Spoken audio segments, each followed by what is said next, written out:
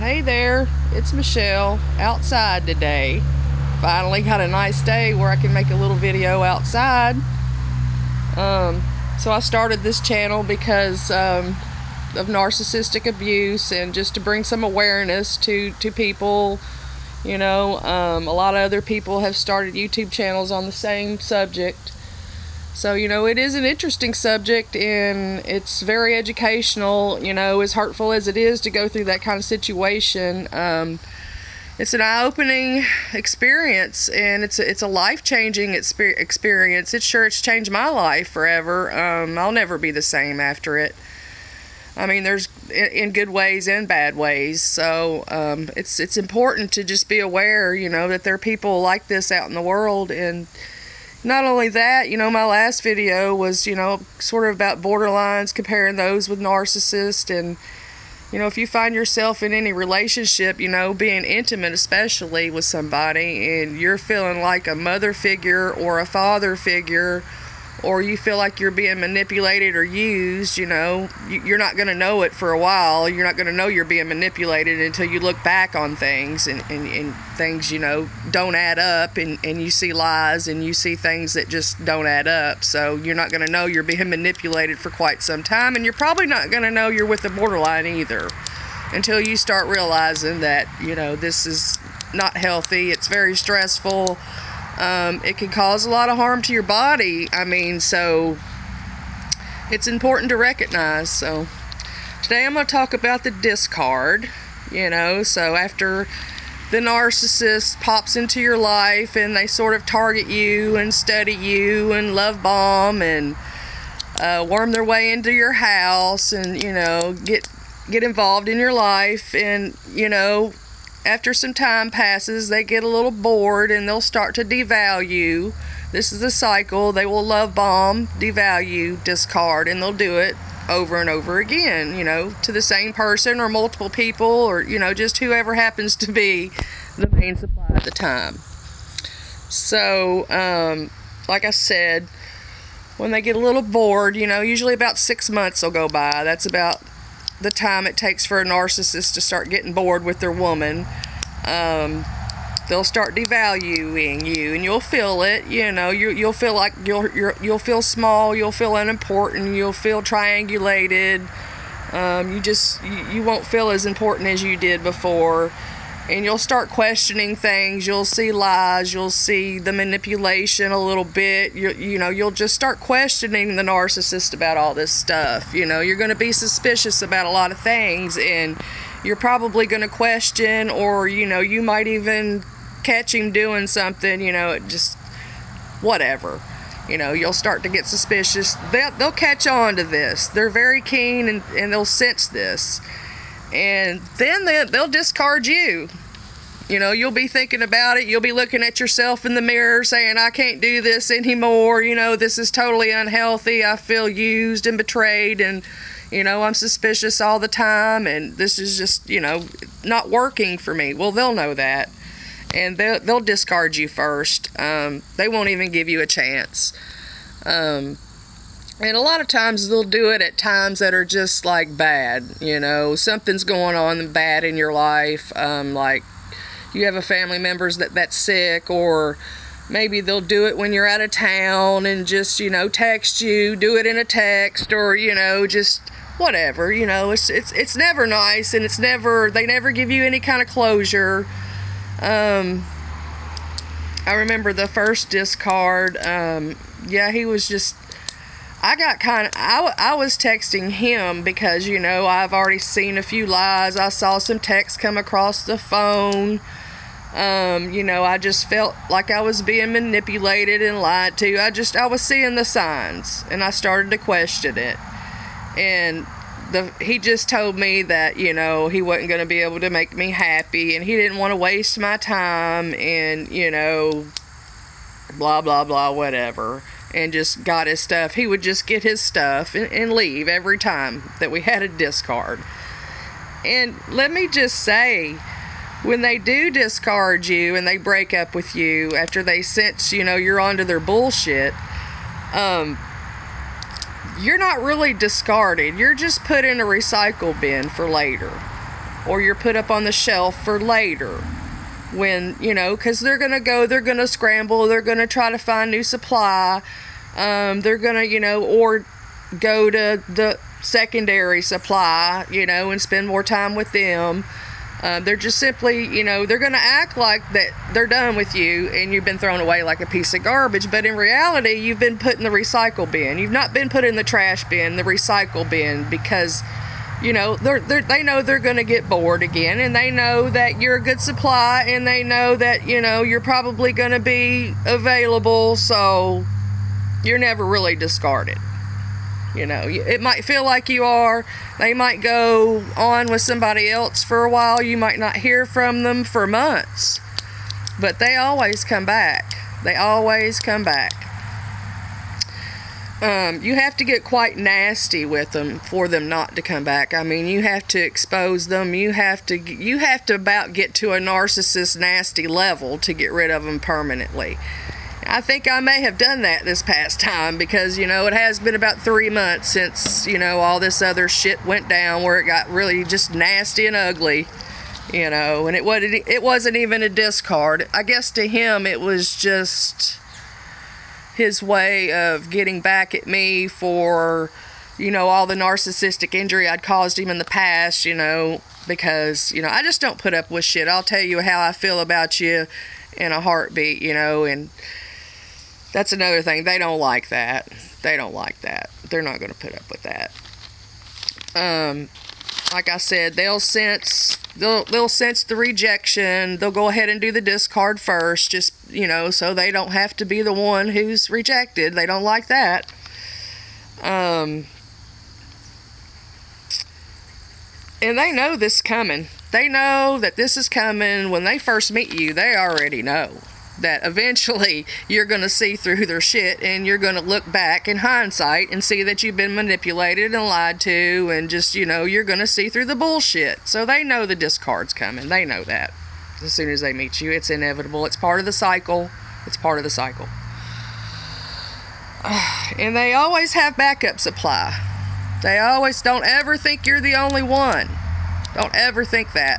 Because, you know, that was one of the reasons why I would get fed up with the shit, because, you know, I would see texts come across the phone where he'd be talking to other women, and the text would, you know, say, oh, well, you all are back together, talking about us being back together, and then it would go on in lengthy paragraphs about, you know, they knew all about our relationship, and I didn't know this person who knew all about our relationship, that's sending him texts, you know, late at night that are paragraphs long, and he's claiming this is my ex, but this is my ex before my last ex, and, you know, it's just, it's ridiculous. They'll cheat on you emotionally. They'll have, you know, they'll let other people know what's going on in your personal life that you don't even know. Other women, because I guess the other women, they don't care that they're the side chick. Evidently they don't, because they know what's going on in your life and you don't even know them. Like I said, yeah, they'll always have backup supply, but usually that backup supply is sort of a low-grade supply. They don't want to keep that for a main supply. They'll just use them for sex only, and just, you know, go to their house, use them for sex, and leave, basically. And so that's how it works up with the backup supply. You know, sometimes they'll take the backup supply and make it the main supply, but usually the backup supply is sort of low grade. Their main supply usually has to be somebody who is at least as good as or better than the narcissist as far as monetary reasons, as far as your home, your car, your looks. You know, they're not going to have a main supply that they think is low grade. So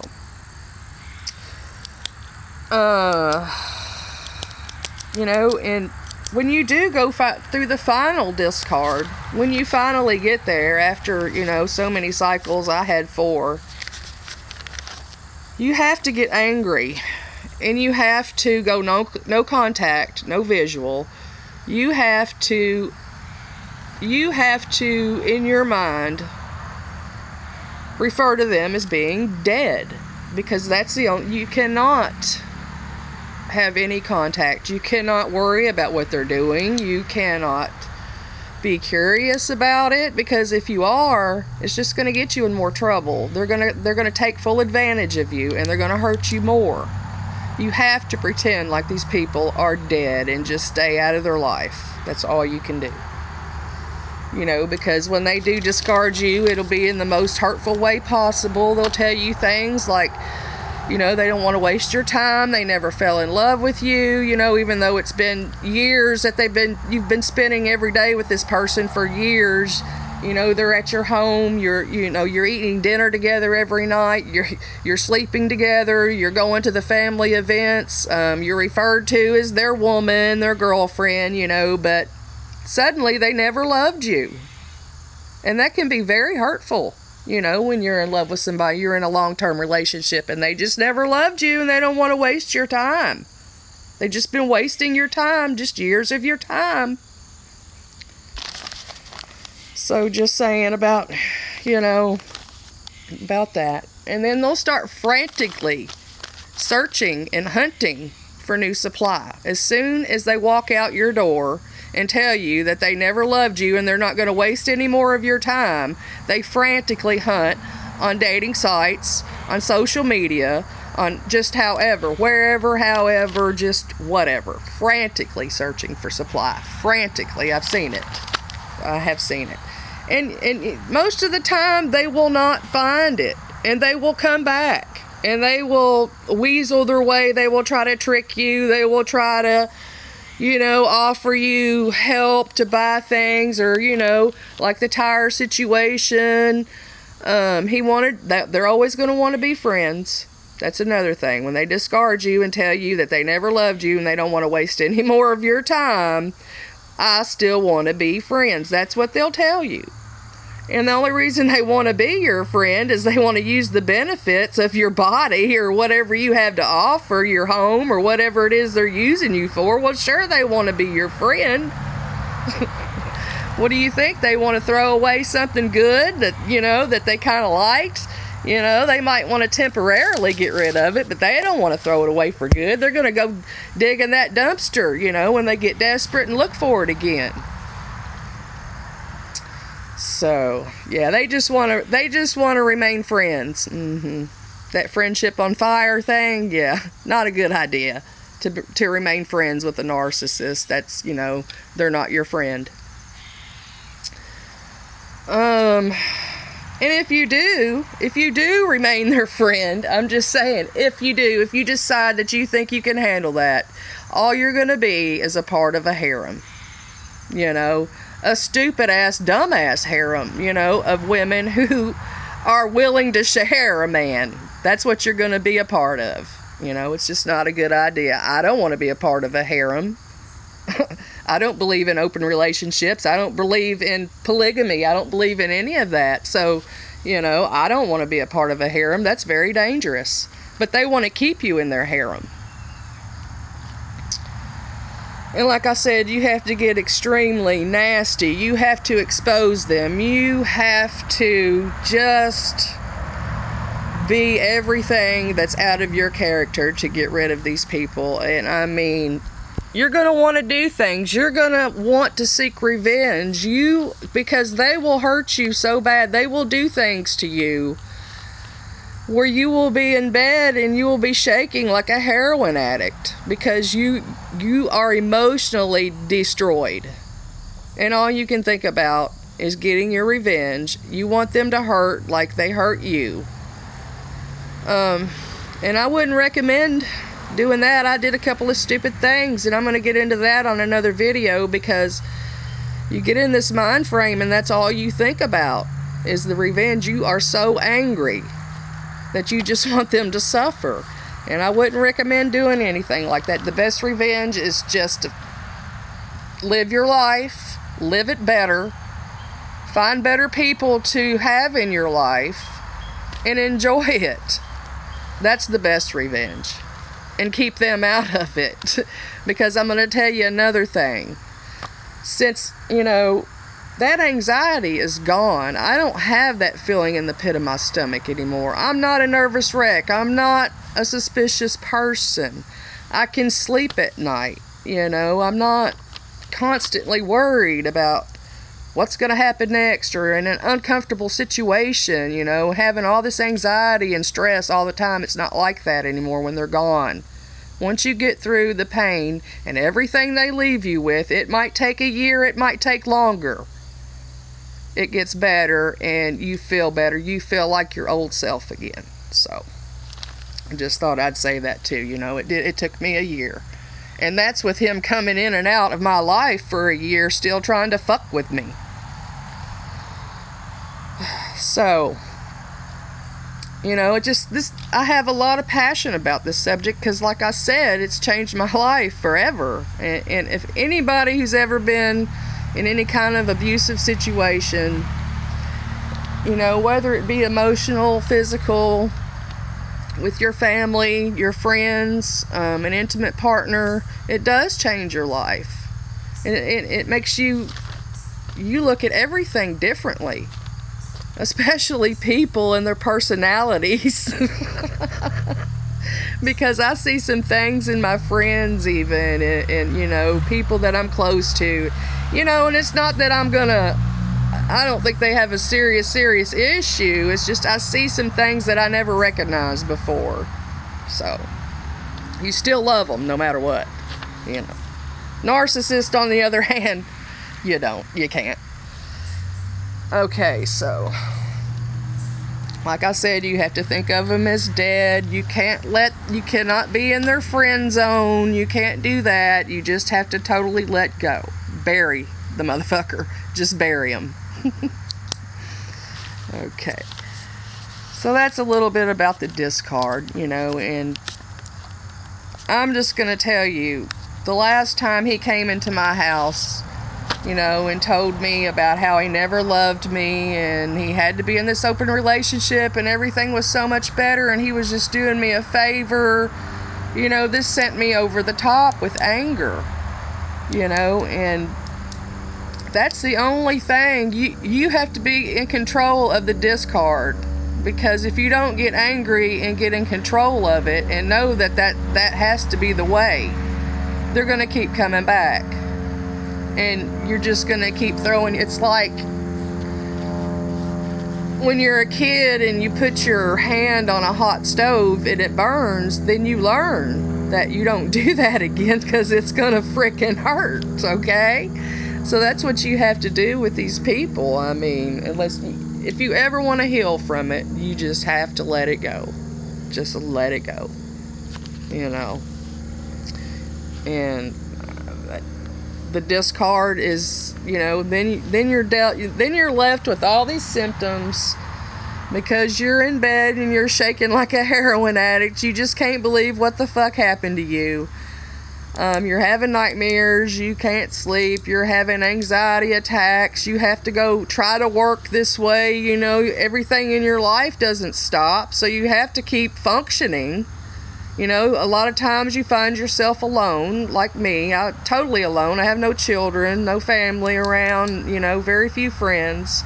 So, I mean, it's very, very difficult. It's very difficult to get through all of that. But like I said, once you get through it, I feel so much better. I mean, I just don't have any of that anxiety, and I don't even mind being alone. I would much, much, much rather be alone than be with a disordered person that's going to cause a lot of stress in my life. You know, I'm done with the stress. I don't care if I spend the rest of my life alone. I have to have a physical, emotional attraction with somebody that's mutual, you know. So it might never happen, I don't know. And once you deal with a narcissist, you have a lot of trust issues with people as well, because, you know, you've seen it,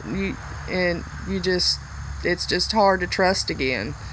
But, you know, I think that human beings, I think, you know, we do need close relationships. It's not healthy to be alone, but it's certainly not healthy to be with a predator either. So, you know, if I'm going to choose one or the other, I'm going to choose being alone. So, just a little thought on that.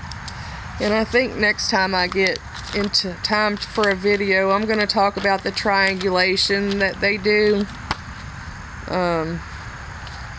I was triangulated from the first day that I met him, and that's kind of their way of putting you in your place, so you know what priority you are in their life.